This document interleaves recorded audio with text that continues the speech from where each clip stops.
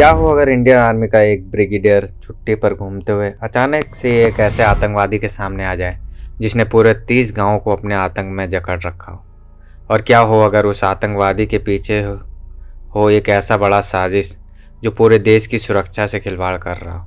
नमस्कार दोस्तों, स्वागत है आपका पोनारे चैनल पर। आज हम बात करने वाले हैं सनी देओल की सुपर हिट और धमाकेदार एक्शन मूवी जाट की। यह सिर्फ एक आम एक्शन फिल्म नहीं है, इसमें श्रीलंका से आया एक खतरनाक आतंकवादी है, गरीब गांव वालों की जमीन हड़पने की साजिश है, 25,000 करोड़ का डील, और है एक जाट ब्रिगेडियर जो अकेला ही पूरी सेना के बराबर है। तो चलिए बिना समय गवाए आज के इस एक्सप्लेनेशन वीडियो को शुरू करते हैं।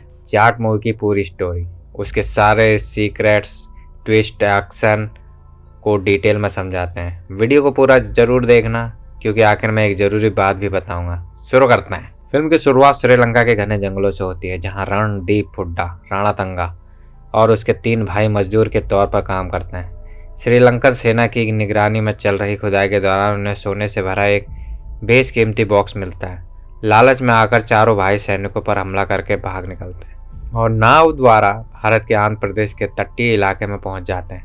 यहाँ एक भ्रष्ट पुलिस अधिकारी को रिश्वत देकर वे नकली भारतीय पहचान पत्र बनवा लेते हैं और इलाके में बस जाते हैं। क्रूरता और डर के बल पर राणा तंगा धीरे धीरे आसपास के 30 गांवों पर अपना आतंकी राज कायम कर लेता है।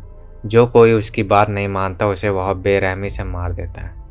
15 साल बाद दिल्ली में भारत की राष्ट्रपति प्रेसिडेंट वसुंधरा को एक हैरान कर देने वाला डिब्बा और चिट्ठी मिलती है। डिब्बे में कटे हुए अंगूठे हैं और चिट्ठी आंध्र प्रदेश के एक गाँव की एक 8 साल की बच्ची ने लिखी है। बच्ची राष्ट्रपति से राणा तंगा के अत्याचारों से बचाने की गुहार लगाती है।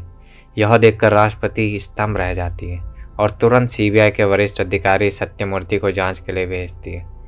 इसी बीच गांव की नई महिला एसआई विजय लक्ष्मी राणा तंगा को गिरफ्तार करने उसके ठिकाने पर पहुंचती है, लेकिन राणा तंगा की पत्नी भारती के इशारे पर गुंडे सभी महिला अधिकारियों की वर्दी फाड़ देते हैं और उन्हें एक कमरे में बंदी बना लेते हैं।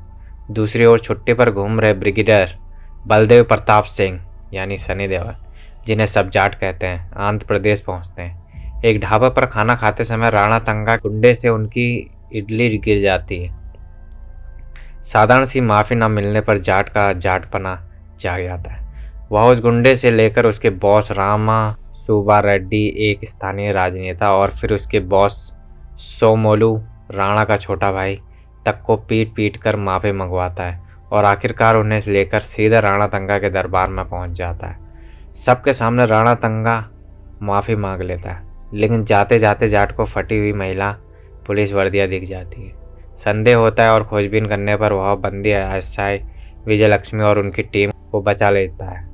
राणा तंगा जाते हुए जाट को धमकी देता है। जाट लड़कियों को सुरक्षित ले जाता है और उनसे पूरी कहानी समझता है।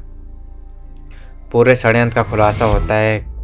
एक स्विस बिजनेसमैन और एक स्थानीय भ्रष्ट मंत्री ने मिलकर एक बड़ा डील तैयार की है। उन्हें पता चला है कि इन 30 गांवों की जमीन के नीचे दुर्लभ और कीमती खनिज थोरियम का विशाल भंडार है, जिसका इस्तेमाल परमाणु बम बनाने में हो सकता है।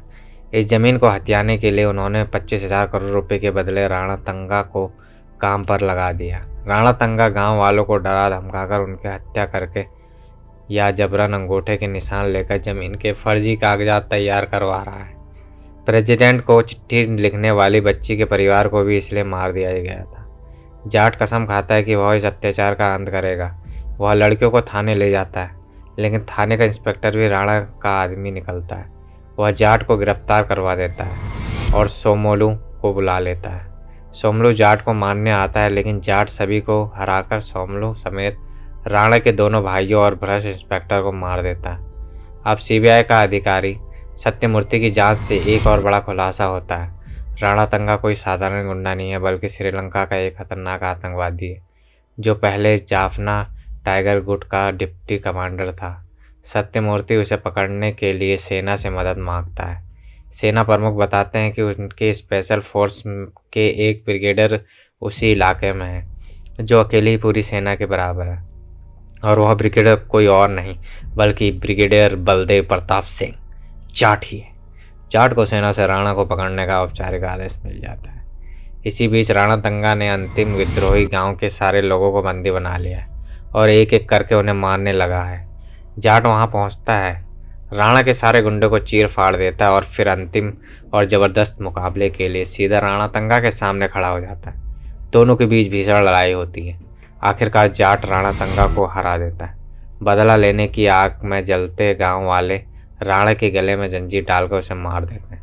सीबीआई अधिकारी सत्यमूर्ति मौके पर पहुंचकर सारी रिपोर्ट राष्ट्रपति को देता है और ब्रिगेडियर बलदेव प्रताप सिंह की अदम्य वीरता की प्रशंसा करता है। इस तरह जाट ने न सिर्फ गरीब गांव वालों को एक आतंकवादी के चंगुल से मुक्त कराया, बल्कि देश की सुरक्षा और संप्रभुता को बचाने वाले एक बड़े अंतर्राष्ट्रीय षड्यंत्र का ध्वस्त कर दिया। तो दोस्तों, यह थी जाट मूवी की पूरी कहानी। यह फिल्म सिर्फ एक एक्शन एंटरटेनर नहीं है, बल्कि शोषण, सत्ता के दुरुपयोग और एक सच्चे सैनिक के कर्तव्य की कहानी है। सनी देओल ने एक बार फिर साबित किया कि जाट सिर्फ एक किरदार नहीं, बल्कि न्याय और शक्ति का प्रतीक है। आपकी बारी, आपको यह स्टोरी कैसी लगी? क्या आपको लगता है कि राणातंगा जैसे खतरनाक असल जिंदगी में भी होते हैं? और सबसे ज़रूरी, अगर आपके आसपास कभी ऐसा कोई राणातंगा हो तो क्या आपसे एक जाट बनकर खड़े होने की हिम्मत होगी? नीचे कमेंट में ज़रूर बताइए। वीडियो पसंद आए तो लाइक ज़रूर करें, शेयर करें और हमारे चैनल को सब्सक्राइब करना ना भूलें, ताकि ऐसे ही शानदार मूवी स्टोरीज आपको सबसे पहले मिले। देखते रहिए, जुड़े रहिए। धन्यवाद।